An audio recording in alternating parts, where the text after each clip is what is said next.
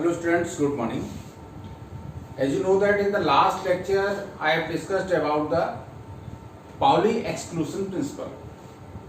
Some topics are remaining in this chapter, so we are going to discuss Hund's rule of maximum multiplicity. Today we will discuss on Hund's rule. What is Hund rule? आपने पहले ऑफा rule पढ़ा. ऑफा rule क्या था? ऑफा rule से भी थोड़ा पीछे चलिए. सबसे पहले बोरबरी रूल आया. बोरबरी रूल किस लिए आया? डिफरेंट शेल्स में इलेक्ट्रॉनिक डिस्ट्रीब्यूशन करने के लिए. How much electrons are can be accommodate in different shell and Bohr gives 2n² rule. The maximum electron in any orbit can be 2n².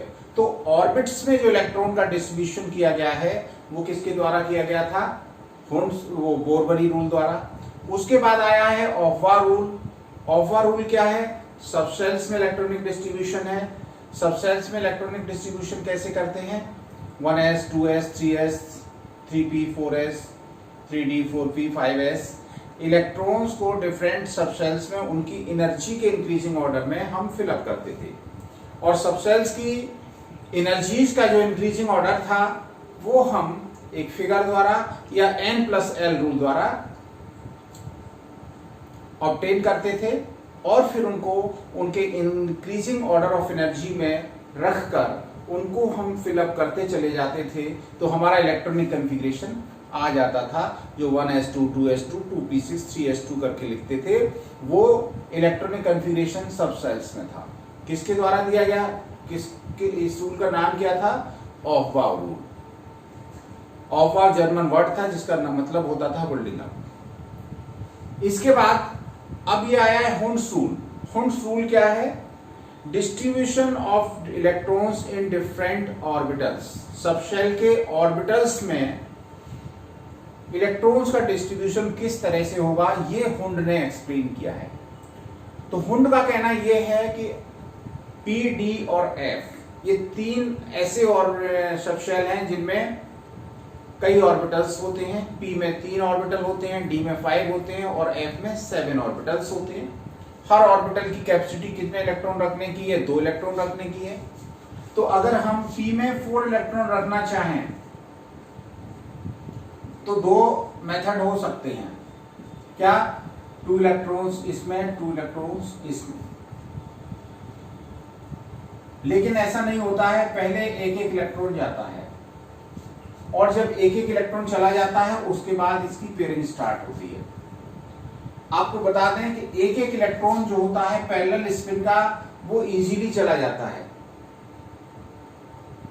लेकिन जब एंटी पैरेलल स्पिन के साथ जाता है तो उसमें रिपल्सन, पैरेलल स्पिन के साथ जा रहा होगा तो रिपल्सन लगेगा तो उसे फिर एंटी पैरेलल स्पिन के साथ होना पड़ेगा. तो उससे कम एनर्जी उसको खर्च होगी जाने में पैरेलल स्पिन के साथ. तो इजीली पैरेलल स्पिन के साथ जा सकता है. जब ये सारे फिलअप हो जाते हैं तब मजबूरी है उसकी एंटी पैरेलल स्पिन के साथ जाना, क्योंकि पैरेलल स्पिन के 2 इलेक्ट्रॉन में रिपल्सन बहुत ज्यादा होता है. वो एक साथ उस रिपल्सन की वजह से नहीं रह सकते हैं. तो हुंड का रूल यही कहता है कि जो P, D और F ऑर्बिटल्स हैं उनमें इलेक्ट्रॉन्स का जो एंट्री होती है वो पहले एक एक कर सारे डिजेनरेट ऑर्बिटल्स में होती है. डिजेनरेट एक ही सबशेल के सारे ऑर्बिटल डिजेनरेट ऑर्बिटल बोले जाते हैं क्योंकि उनकी एनर्जी इक्वल होती है. तो सबसे पहले P, D और F ऑर्बिटल्स में इलेक्ट्रॉन फिलिंग जो होती है वो 1 by 1 हर ऑर्बिटल में पहले होती है और सब ऑर्बिटल जब एक एक कर भर जाते हैं उसके बाद पेयरिंग स्टार्ट होती है. तो इसको हम कैसे लिख सकते हैं? दिस रूल स्टेट्स दैट, क्या कहता है? The electron pairing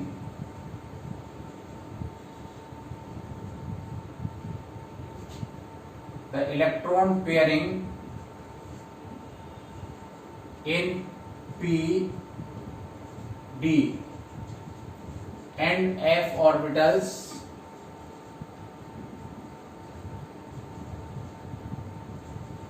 cannot take place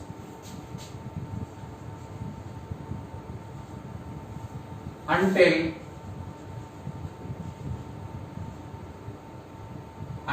each orbital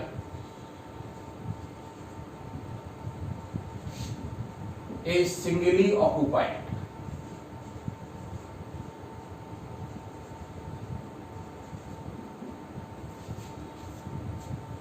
मतलब आप समझ गए होंगे कि पी डी और एफ में जितने ऑर्बिटल्स होते हैं उनमें पहले एक एक इलेक्ट्रॉन जाएगा और जब सभी में एक एक इलेक्ट्रॉन फिल हो जाएगा उसके बाद पेयरिंग स्टार्ट होगी। आप इसको ऐसे भी लिख सकते हैं, the electron pairing in p d f orbital takes place when each orbital gets one electron.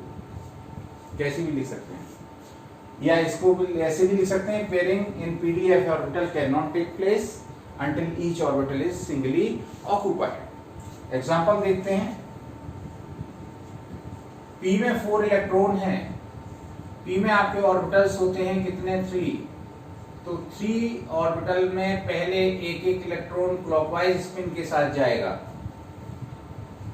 और फिर जब क्लॉकवाइज स्पिन का इलेक्ट्रॉन पूरा हो जाएगा तब जो अगला इलेक्ट्रॉन इसमें जाएगा वो क्लॉकवाइज स्पिन का ही होता है, लेकिन इसमें आते ही कैसा हो जाता है स्पिन उसका, एंटी क्लॉकवाइज। तो ये हो गया P4 का इलेक्ट्रॉनिक कॉन्फ़िगरेशन। ऐसे ही अगर हमें D7 का करना है तो D में ऑर्बिटल्स कितने होते हैं, 5, 1 2 3 4 5। इलेक्ट्रॉन का जो डिस्ट्रीब्यूशन है वो इन 5 ऑर्बिटल्स में देखिए एक एक इलेक्ट्रॉन सभी में जा रहा है, सब में 5 इलेक्ट्रॉन डिस्ट्रीब्यूट हो गए। अब 2 बचे, वो अपोजिट स्पिन के साथ जाएंगे। इस तरह से हम पी डी और एफ ऑर्बिटल्स में डिस्ट्रीब्यूशन करते हैं। एफ का मान लीजिए 11 है तो एफ में कितने ऑर्बिटल्स होते हैं, 7, 1 2 3 4 5 6 7। अब इसमें हम 11 इलेक्ट्रॉन डिस्ट्रीब्यूट करना चाह रहे हैं तो हुंड का कहना यह है कि सबको पहले एक एक इलेक्ट्रॉन क्लॉकवाइज स्पिन के साथ डिस्ट्रीब्यूट करो, उसके बाद जितने बचे हैं उनको एंटी पैरेलल स्पिन के साथ फिलअप करें, पेयर बनाएं। तो ये कहता है आपका हुंड रूल। अब हुंड रूल से हम कुछ इलेक्ट्रॉनिक कॉन्फ़िगरेशन को देखते हैं, कंप्लीट एटम का इलेक्ट्रॉनिक कॉन्फ़िगरेशन। तो इलेक्ट्रॉनिक कॉन्फ़िगरेशन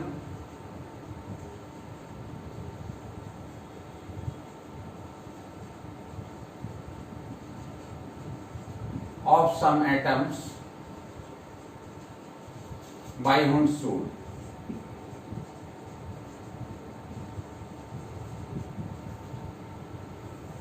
हम सपोज करिए बोरॉन का एटॉमिक नंबर 5 है, इलेक्ट्रॉनिक कॉन्फ़िगरेशन करेंगे 1s में, 2s में और 2p में। This is 1s, this is 2s and this one is 2p। 5 electron, so first of all will enter in first and this will complete, and then the energy of 2s is greater than first 1s, so now electron will enter in 2s। The energy of these 3 p orbitals is same, this one is px, this one is py, this one is pz, so we enter px, py or pz, but we enter systematically from first 4 electron is complete, now 1 electron will in this। So this is the electronic configuration of boron। This can also be written as 1s2, 2s2, 2px1। इसको हम इस तरह से भी लिख सकते हैं। Carbon atomic number is 6, you can write 1s, 2s and 2p। Same way 1s will fill first, then 2s, 4 electron are completed, 2 electron remaining, this will enter in 2p and this becomes the configuration of carbon, and this can also be written as 1s2, 2s2, 2px1, 2py1. Nitrogen, atomic number 7. How will you write the electronic configuration by Hund's rule? You can write the electronic configuration by Hund's rule in this way: 2, 2. Now remaining electrons are 3, so they enter one by one in 3p degenerate orbitals, and this will be the electronic configuration of nitrogen. And we can write 1s2, 2s2, 2px1, 2py1, and 2pz1. So this is the another way by which we can write the electronic configuration by Hund's rule. Next, if you want to write the electronic configuration of oxygen, there are 8 electrons in oxygen. How will you distribute these electrons? Electronic configuration is only the distribution of electron in cells, subcells and orbitals and nothing. तो oxygen का 8 है atomic number, इसमें 2 electron का distribution इसमें हो जाएगा, 2 इसमें चले जाएंगे, 4 हो गया, 4 रिमेनिंग है। तो सारे पहले पी के डिजेनरेट ऑर्बिटल्स में एक एक जाएगा, उसके बाद ये पेयरिंग स्टार्ट होगी। तो हम इसको कैसे लिखेंगे, इसको समझ लीजिए। 1s2, 2s2, 2px2, 2py1, 2pz1। इनकी पोजीशन आगे पीछे हो सकती है, एक्सिस आपके कंसीडर करने पे है, कौन सी आप px, कौन सी py, कौन सी pz कंसीडर कर रहे हैं। तो इस तरह से हम इलेक्ट्रॉनिक कॉन्फ़िगरेशन हुंड्स रूल से कर सकते हैं। कुल मिला के आपने क्या समझा कि इलेक्ट्रॉनिक कॉन्फ़िगरेशन 3 तरह से किया जा सकता है। एक तो बोर एंड बरी रूल, जिसे हम 2n² रूल कहते हैं, ये किसमें डिस्ट्रीब्यूशन है, सेल्स में इलेक्ट्रॉनिक डिस्ट्रीब्यूशन है। दूसरा आपने क्या पढ़ा, ऑफ-बाउ रूल, ये 2n² रूल्स किसमें, सेल्स में इलेक्ट्रॉनिक डिस्ट्रीब्यूशन को बताता है। Aufbau rule, this is the electronic configuration in subshells. And third आपने पढ़ लिया हुंड्स रूल, ये किसमें, ऑर्बिटल्स में इलेक्ट्रॉन्स किस तरह से डिस्ट्रीब्यूट होंगे ये बताता। तो इस तरह से आपने डिफरेंट रूल्स और डिफरेंट रूल्स से इलेक्ट्रॉनिक कॉन्फ़िगरेशन करना आपने सीखा। अब देखिए हम कुछ एक्सेप्शनल केसेस के बारे में देखना चाहेंगे। एक्सेप्शनल केसेस कौन से हैं वो देख लीजिए। 24-29 के केस में देखा कि एक्सेप्शनल कॉन्फ़िगरेशन 24-29 है। इनमें क्या होता है कि 4s मतलब लोअर एनर्जी से 3d हायर एनर्जी में, 4s से 3d की एनर्जी स्लाइटली हायर होती है। तो जब दो ऑर्बिटल्स की एनर्जी में बहुत ज़्यादा डिफरेंस नहीं होता है, तो ऐसा देखा गया है कि लोअर एनर्जी से हायर एनर्जी ऑर्बिटल में कुछ इलेक्ट्रॉन शिफ्ट हो जाते हैं। और वो शिफ्टिंग तभी होती है जब सिमेट्री, अगर जिसमें शिफ्ट हो रहा है उसमें सिमेट्री आ जाए, सिमेट्रिकल डिस्ट्रीब्यूशन हो जाए, तो इस वजह से एक इलेक्ट्रॉन आपका शिफ्ट हो जाता है लोअर एनर्जी से हायर एनर्जी ऑर्बिटल में सिमेट्री लाने के लिए। सिमेट्री क्यों लाते हैं, symmetry leads stability, this is the thumb rule. General rule is that more symmetry in the system there will be more stability। तो सिमेट्रिकल डिस्ट्रीब्यूशन होने के लिए इस तरह का एक्सेप्शनल केस देखने को मिलता है। तो हम आज ये भी डिस्कस करना चाह रहे हैं exceptional configurations.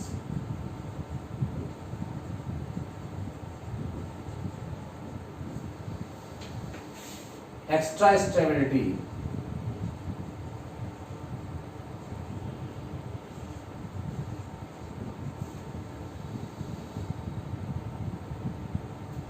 exactly half filled,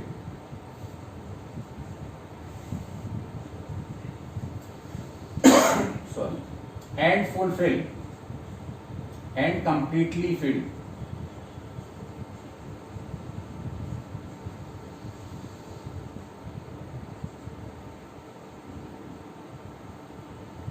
Orbitals.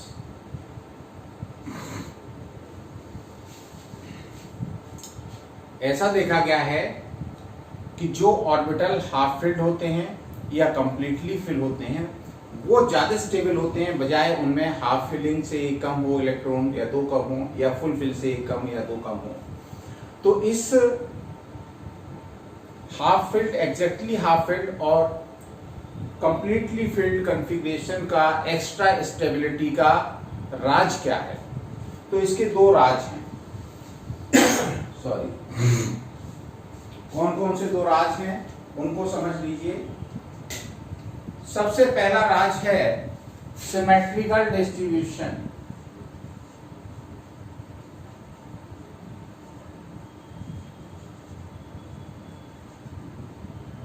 Symmetrical distribution एक फैक्ट है, it is well known fact that symmetry leads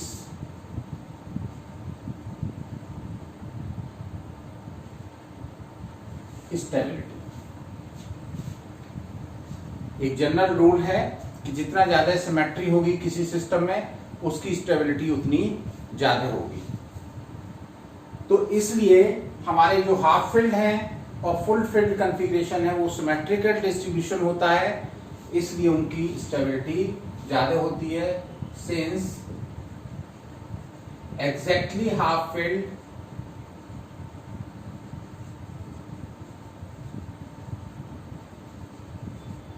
and completely filled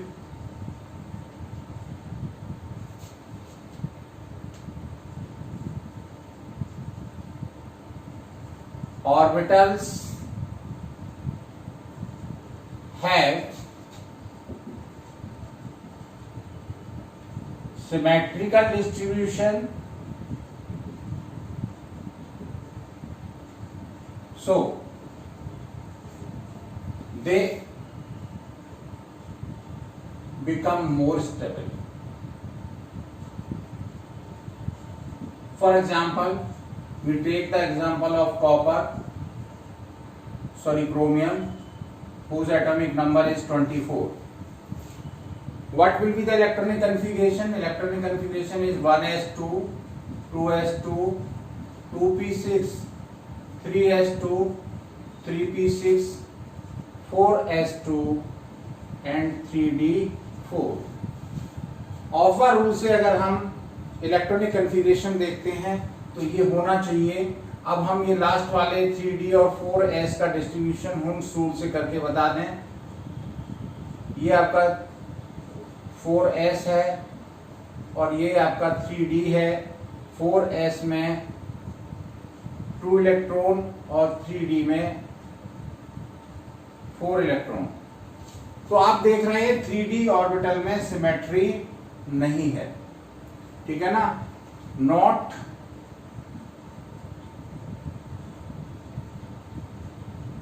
symmetrical distribution. भाई जितने फुलफिल हैं ये शुरू के, इनमें सभी में तो सिमेट्रिक डिस्ट्रीब्यूशन होगा, लेकिन जब ये 3d 4 और 4s2 है तो सिमेट्रिक डिस्ट्रीब्यूशन नहीं है। अब एक इलेक्ट्रॉन मान लीजिए यहां पर शिफ्ट हो गया यहां से, तो क्या पोजीशन बनेगी? यहां 1 इलेक्ट्रॉन है, इसमें हर एक में 1, तो ये 3d5 4s1 हो गया। अब आप देख रहे हैं ये सभी में सिमेट्री आ गई, और सिमेट्री आने की वजह से क्या हुआ, ये ज्यादा स्टेबल कॉन्फ़िगरेशन हो गया। तो दिस इज सिमेट्रिकल डिस्ट्रीब्यूशन।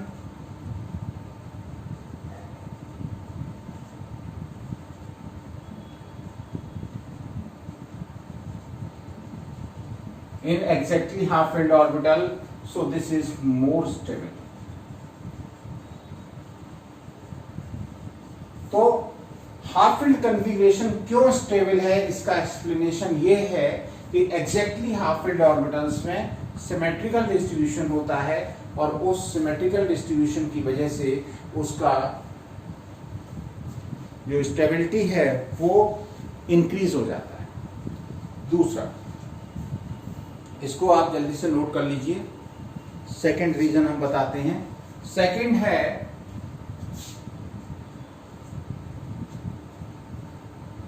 दूसरा जो मेन रीजन है एक्स्ट्रा स्टेबिलिटी का, वो है exchange energy.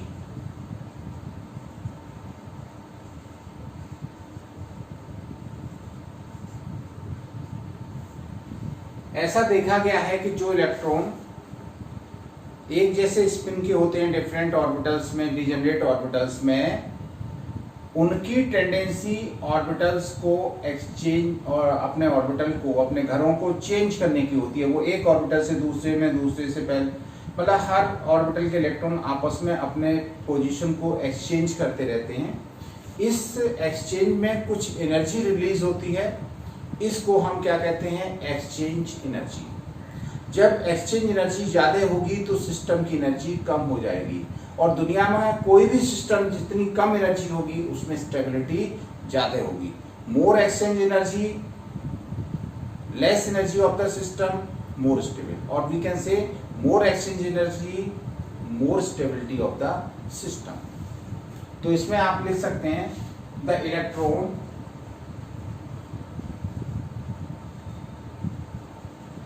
with parallel spin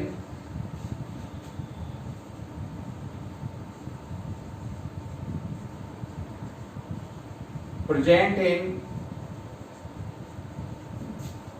degenerate orbitals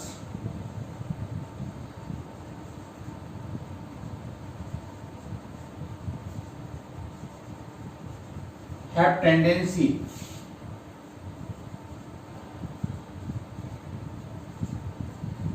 to exchange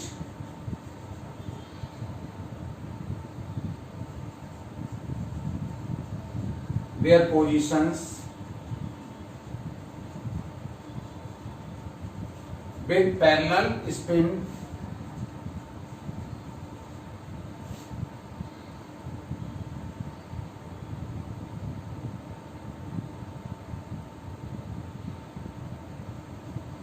with parallel spin electron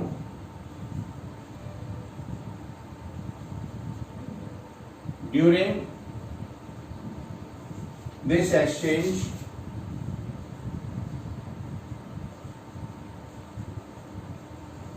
energy is released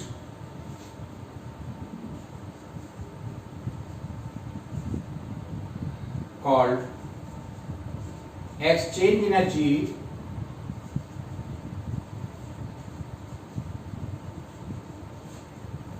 इस एक्सचेंज में क्या होता है, एनर्जी रिलीज होती है जिसको हम क्या कहते हैं, एक्सचेंज एनर्जी। हाफ फील्ड और कंप्लीटली फील्ड ऑर्बिटल्स में मैक्सिमम एक्सचेंज एनर्जी होती है, इसलिए वो ज्यादा स्टेबल होते हैं। सिंस इन हाफ फील्ड का मतलब exactly half field, in exactly half field and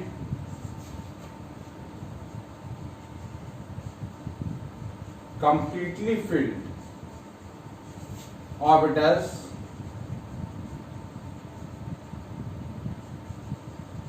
there is more exchange energy,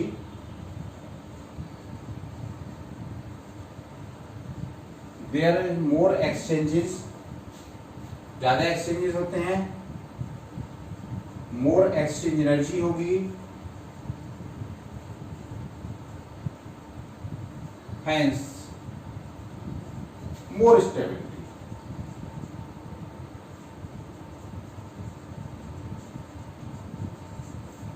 तो आप जितने इलेक्ट्रॉन अपने पोजीशंस को एक्सचेंज ज्यादा करेंगे उतनी एनर्जी उनमें ज्यादा खर्च होगी। जब एनर्जी ज्यादा खर्च हो जाएगी तो सिस्टम की एनर्जी कम हो जाएगी और वो ज्यादा स्टेबल हो जाएगा। तो इस दुनिया में जो भी सिस्टम कम एनर्जी रखते हैं, ये पेन है यहाँ पर है, अनस्टेबल है, अगर ये जमीन पर पहुंच जाए तो एनर्जी कम हो जाएगी, स्टेबिलिटी इसकी बढ़ जाएगी। तो इस तरह से जो स्टेबिलिटी है वो एनर्जी घटने के साथ बढ़ती है। तो आपको हमने बताया कि जो डिजेनरेट ऑर्बिटल में पैरेलल स्पिन के इलेक्ट्रॉन होते हैं वो अपने अदला बदली पोजीशन की करते हैं। इस अदला बदली में क्या होता है, उनकी एनर्जी, ऊपर वाला हम रब करने जा रहे हैं, आप चाहें तो स्क्रीनशॉट ले लें। तो इनकी अदला बदली में क्या होता है, एनर्जी का लॉस होता है। एनर्जी लॉस होने से सिस्टम ज्यादा स्टेबल हो जाता है। तो इसलिए D4 से D5 और D9 से D10 कॉन्फ़िगरेशन ज्यादा स्टेबल होते हैं। अगर हम D4 कॉन्फ़िगरेशन की बात करें, D4 कॉन्फ़िगरेशन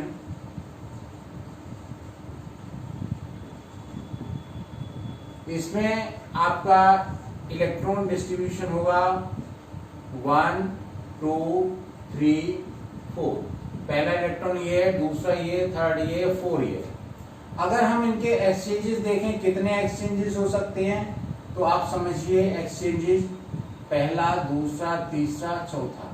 पहला इलेक्ट्रॉन जो है सेकेंड इलेक्ट्रॉन के साथ अपनी पोजीशन को एक्सचेंज कर सकता है, तीसरे के साथ कर सकता है और फोर्थ के साथ कर सकता है। तो कितने एक्सचेंजेस हुए, 3 एक्सचेंजेस। फर्स्ट इलेक्ट्रॉन 3 एक्सचेंजेस के हो सकते हैं अदर इलेक्ट्रॉन के साथ। अब हम सेकेंड इलेक्ट्रॉन की बात देखते हैं कि सेकेंड इलेक्ट्रॉन कितने एक्सचेंज कर सकता है।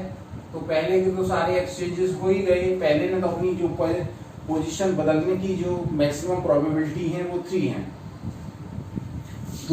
दूसरे की अगले वाले के साथ होगी, थर्ड के साथ और फोर्थ के साथ, तो इसके 2 एक्सचेंजेस हो सकते हैं। पहले के साथ तो हो ही चुका है। इसी तरह से अगर थर्ड इलेक्ट्रॉन को हम देखें तो थर्ड इलेक्ट्रॉन अब केवल फोर्थ इलेक्ट्रॉन के साथ एक्सचेंज कर सकता है। थर्ड का दूसरे के साथ हो चुका है, थर्ड का सेकंड के साथ हो चुका है, थर्ड का फर्स्ट के साथ हो चुका है, थर्ड का फोर्थ के साथ नहीं हुआ है। तो ये 1 एक्सचेंज हो गया। टोटल एक्सचेंज कितने हुए, इक्वल 6 एक्सचेंजेस। 2 + 3 + 2 + 1 = 6 एक्सचेंजेस। तो हमने ये देखा कि D4 कॉन्फ़िगरेशन में एक्सचेंजेस, नंबर ऑफ एक्सचेंजेस कितने हो सकते हैं, 6। इन D5 configuration, how many exchanges are possible? D5 में 1 2 3 4 5। आपका फर्स्ट इलेक्ट्रॉन ये, सेकंड ये, थर्ड ये, फोर्थ ये, फिफ्थ ये। पहला इलेक्ट्रॉन, दूसरा, तीसरा, चौथा, पांचवा। अब हम इन 5 इलेक्ट्रॉन के आपस में एक्सचेंजेस करके देखें, 1 2 3 4 5। तो आप देखिए पहला इलेक्ट्रॉन दूसरे के साथ, तीसरे के साथ, चौथे के साथ, पांचवें के साथ। First can exchange with second, with third, with fourth and with fifth। Total exchanges कितने हुए, 4 एक्सचेंजेस। अब हम इसी तरह से सेकेंड इलेक्ट्रॉन का देखें। सेकेंड इलेक्ट्रॉन कितने एक्सचेंज कर सकता है, सेकेंड, थर्ड, फोर्थ और फिफ्थ के साथ। तो एक थर्ड के साथ हो गया, एक फोर्थ के साथ हो गया और एक फिफ्थ के साथ हो गया। तो कितने बने, 3 exchanges.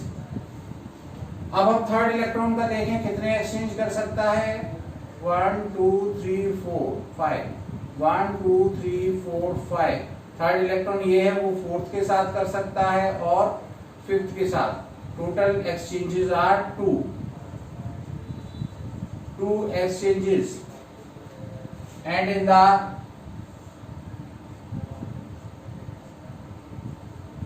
fourth electron only 1 exchange is possible। Fourth केवल फिफ्थ के साथ कर सकता है।